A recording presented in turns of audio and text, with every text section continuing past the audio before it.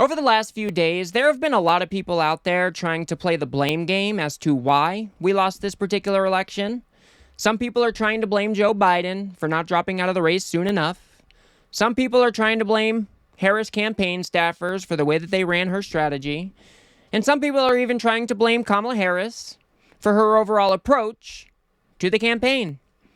And while I do understand that it's important for us to identify these areas of improvement so we can fix them and move forward in a better way, maybe the explanation is a bit more simple than anybody wants to admit.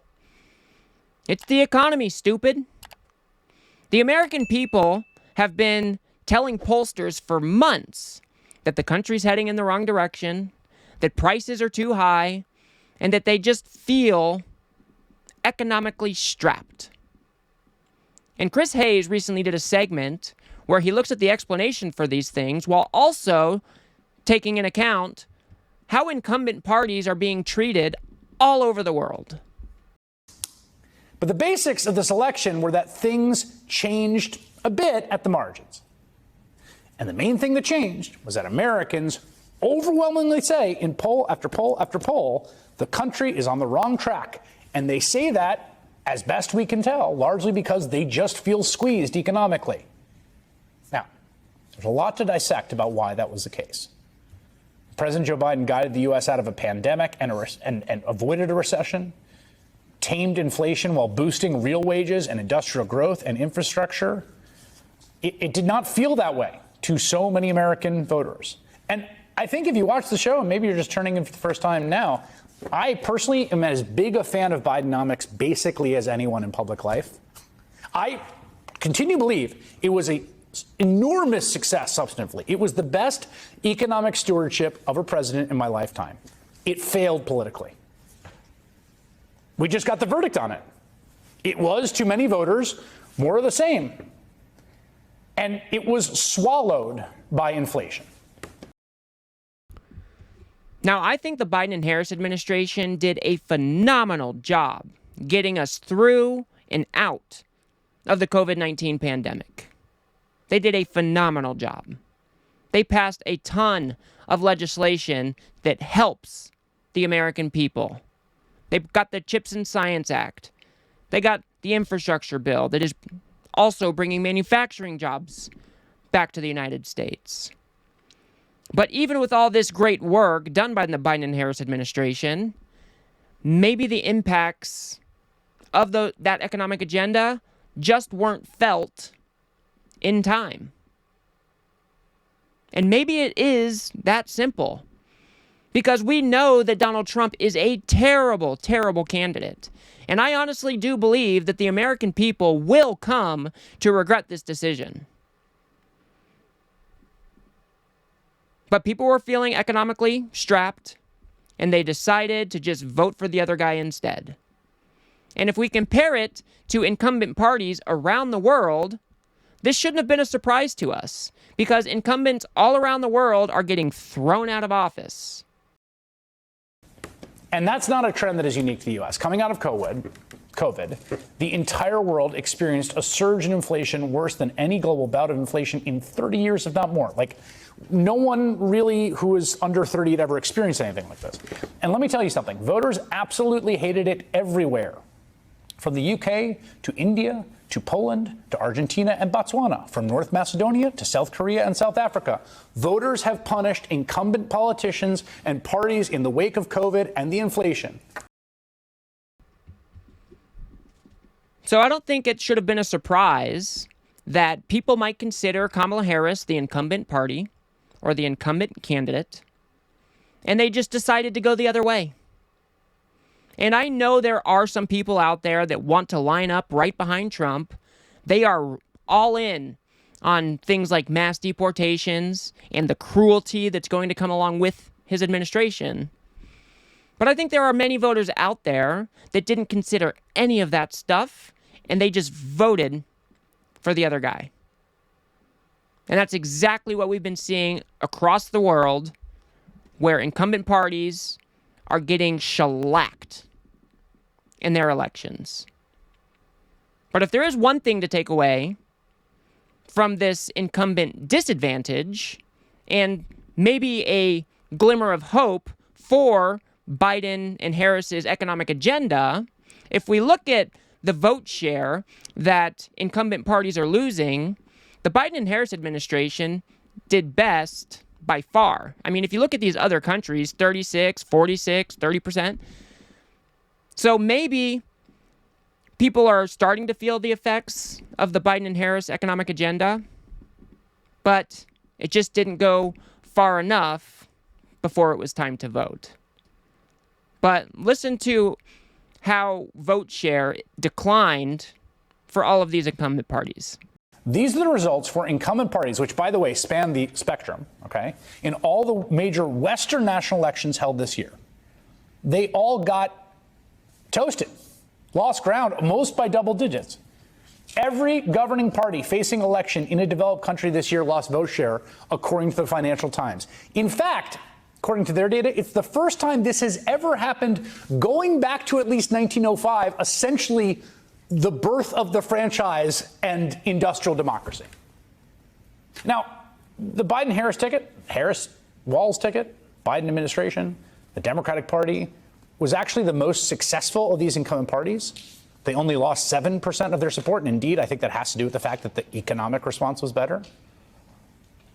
There's no denying people everywhere around the world basically came out of the turbulence and trauma of COVID and then the supply shocks and the inflation, and they were like, this sucks. I don't like this. Inflation does suck. And unfortunately for us, it has a cumulative effect. So even though the Biden and Harris administration did everything they could to get inflation back in line with our targets, which they have done, it is now sitting at, I think, 2.1%, that over the course of 3 or 4 years, that cumulative effect is still lingering across the population. And until people start feeling like their dollar was going as far as it used to, maybe it really didn't matter which candidate it was. Maybe, whether it was Gavin Newsom or Kamala Harris, maybe they just would have voted for the other guy anyway. I think it's very, very possible. It's what we were seeing all around the world. If they were considered an incumbent candidate, people just voted the other way. And even though the Biden administration put together such a great economic plan and brought manufacturing jobs back to this country, got infrastructure projects rolling across the nation, it just wasn't felt in time. And for a more or less 50-50 country like the United States, and you have these people on the margins that swing back and forth, it just didn't cut it in time for the election. And that's kind of how, or let's listen to Chris Hayes kind of explain how that math kind of ends up working out.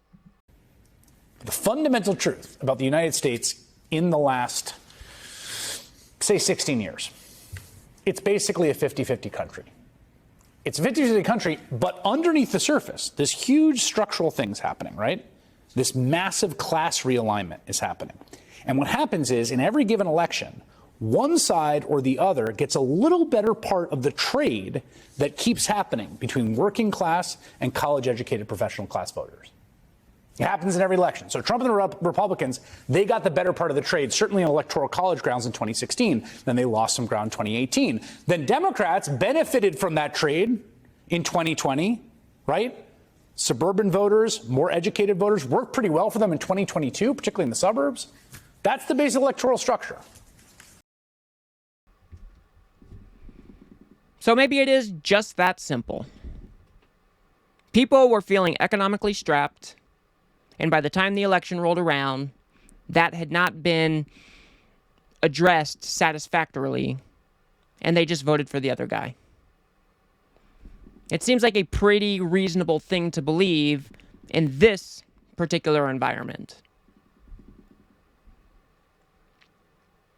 And I know many are probably feeling a bit deflated. Maybe you're feeling a little bit let down by the American people. Maybe it just came down to their pocketbooks. And even though Donald Trump is by far one of the worst candidates that is going to benefit from this swing back to the non-incumbent party, even though Joe Biden has built an excellent economy that Donald Trump is going to get to claim credit for, maybe it's just as simple as that. So if you are feeling a little bit deflated, or you're feeling a little bit disappointed that so many Americans lined up behind Donald Trump and seemingly is voting on mass deportations and bigotry and cruelty, maybe that's not the case. Obviously, there is that MAGA cohort of our population, but maybe it's not as big as we think it is. And that's kind of how Chris Hayes ends his segment by saying maybe the American people didn't give themselves over to Trumpism because we have a simpler explanation that we can point to. It was a toss-up race in a bad environment for incumbents in a 50-50 nation that was previously ruled with a narrow but durable pro-democratic majority. I think it still has a pro-democratic majority in which a certain sliver of those folks just voted on other stuff. America didn't give itself over to Trumpism. We got this outcome because 3 out of 100 people switched their votes in a nation that weathered a global pandemic and global inflation pretty well, but not well enough. And it's disappointing as hell. But it's plenty to build a movement on going forward. So did the Biden and Harris administration put on a masterclass of getting us through and out of the COVID pandemic? Yes. Is there a contingent of our society that is full-bore MAGA extremism? Yes. But I do think the American people will come to regret this decision. If something like mass deportation starts to be carried out, the American people are going to hate it. And hopefully we can count on a severe backlash to what Donald Trump intends to do with this country. And even though they voted exclusively for their pocketbooks this time, as the extremism and the dangers of Trump become real and present in our society, maybe that pro-democratic or pro-democracy coalition will step back up and make the right choice the next time. And for us here in the left-of-center media ecosystem, we have to do as best as we can to try to help educate the American people about how our complex economy works and maybe what to expect when we go through crises like this. Maybe if Joe Biden came into office and one of the first things he did was outline what the next few years were going to look like, maybe he could have said, you know, it's going to be a bumpy ride. This is what inflation is going to do, but I'm going to do everything I can to manage it and make sure that the American people are still safe. Maybe that could have made a difference. But we do know going forward that our information environment plays a very big role in how people are feeling about their current economic outlook.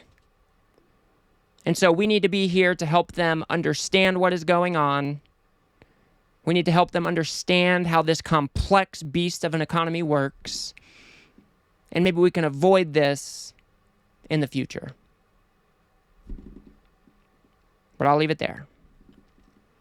If you guys got anything out of this video, please remember to hit that like button and subscribe. Maybe share it with a friend or two. I'd very much appreciate that. I am trying to make it to 1,000 subscribers before the end of the year, and I would very much appreciate your support. If you want to see Kamala Harris outclassing every single MAGA Republican, go ahead and watch that video on the screen now. Otherwise, I'll see you guys on the next one.